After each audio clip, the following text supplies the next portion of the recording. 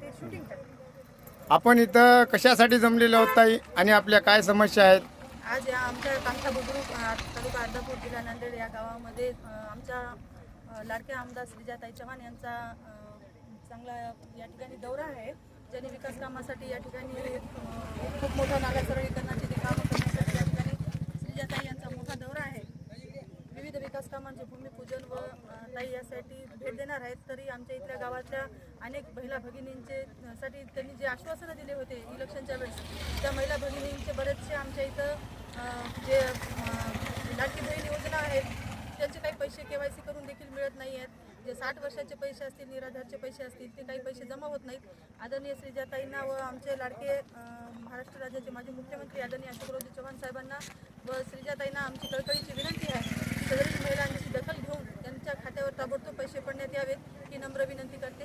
आदरणीय ताई साहेबांना कळकळीची विनंती आहे. या सर्व भगिनींची ह्या अत्यंत गोरगरीब घरच्या असून यांची तात्काळ दखल घ्यावी आणि यांना न्याय देण्यात यावा एवढी नम्र विनंती करते.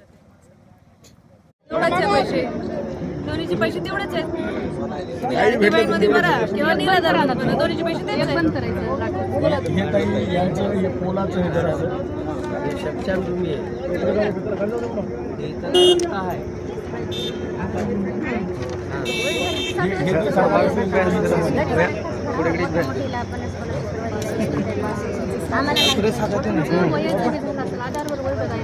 आधार कार्डवर वय आमचं त्याच्यामुळे बंद व्हायचे ते वय आधार कार्ड 65च्या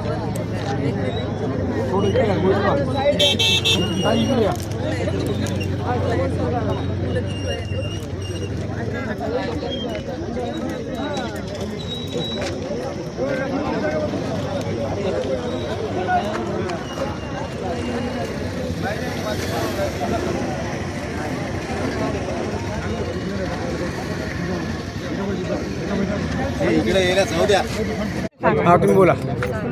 मॅडम, आमच्या मसनोट्याला रस्ता नाही आणि आम्हाला मसनभूमीला रस्ता नाही आणि आम्हाला हे जर रस्ता बंद केला तर आम्ही उद्या आमच्या इथं मसनभूमी इथं आहे आमची आणि सार्वजनिक तिकडे आहे. आमच्या मसनभूमीमध्ये काहीच नाही, आम्हाला जायला नाही ना आम्हाला जागा बी ठेवली नाही तिथं.